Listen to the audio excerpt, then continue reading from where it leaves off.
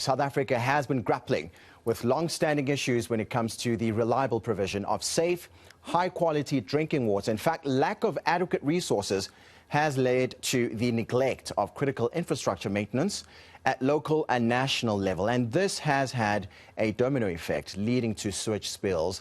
And in Hammanskraal, if you remember, the outbreak of cholera. To unpack this further, I'm joined by South African Water Chamber CEO Benoît Le Roy. Benoît, welcome to All Angles. Obviously, there's a lot to talk about. When we talk about South Africa as a country, we have some of the world-class water resources, but they're not being properly maintained. What needs to happen from your view? Hi, William, and to the viewers.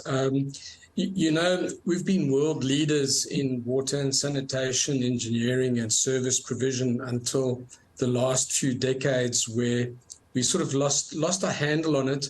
And it's a complex situation because we have three tiers of government: national, who is the regulator and custodian of water resources. We have the provinces. And then we have local government, who has the constitutional mandate to provide water services and sanitation services. And they're all interlinked. And you're only as good as the weakest link.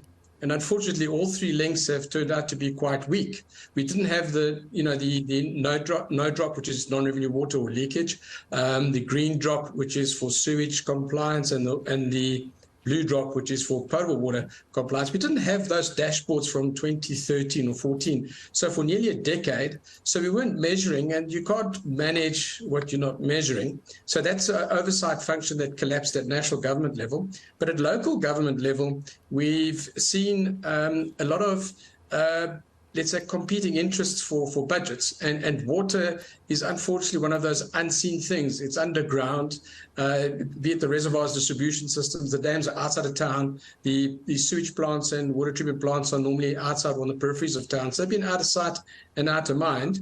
And what's happened, we have not maintained these, and the regulatory function has also not been on top of it. So what we've seen, the good news is that government has reinstated now for the second year running the drop reports. So the governance is being reinstated, but we have a catch-up. We've deteriorated over the last decade, as we see from the last reports, to an extent where the pollution is in actual fact at a pandemic level. And so now we have a situation where we're under-resourced, under-capacitated, under-skilled, and we have a very complex interlinked situation. It's far more complex than energy. And that's the challenge that we have to address. But we need to understand that it's really the buck stops with the local government, so with the municipalities. And that's where we've got to up our game. So we need to start depoliticizing basic services, including water and sanitation services. We have to decouple these things from the political, let's say, climate that we have at a council level, that the officials are mandated, budgeted to do what needs to be done. So it's quite complex. There's no silver bullet, but hopefully through the media and the likes, we're able to raise the importance and also to put pressure on our leadership to be able to prioritize addressing these issues. Climate change has also shown us in eThekwini and in Nelson Mandela Bay that the systems that are not resilient are very prone to climate change vagaries, and that leads to undue economic depression and hardship for people. And obviously, Benoît, before I let you go, we have the legislations and, if you will, policies in place in as far as our water resources go, but they're not being properly managed. How would you then advise those who are running these different departments? Because as you've just said, they are all interlinked. But the problem, and obviously the huge problem now, is being experienced by the citizen themselves. Yeah, so I think it's really up to us as society and business to become a lot more active. We're seeing the business community starting to rally around the energy situation. We need to do the same with water. But we as citizens have to become more active, and we have to hold our local government to account.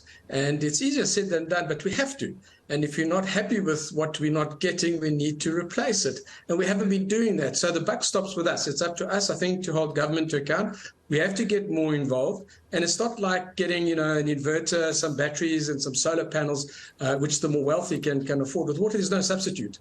and it's a centralized system. So we have to ensure that local government is capacitated. So we need to start becoming active and pull together. And the policies are indeed very good, but they are just policies until there's action. And so we have to get out of the talk shops into the action shops. I like that. South African Water Chamber CEO Benoît Le Roy joining us this afternoon. Thank you so much for your time.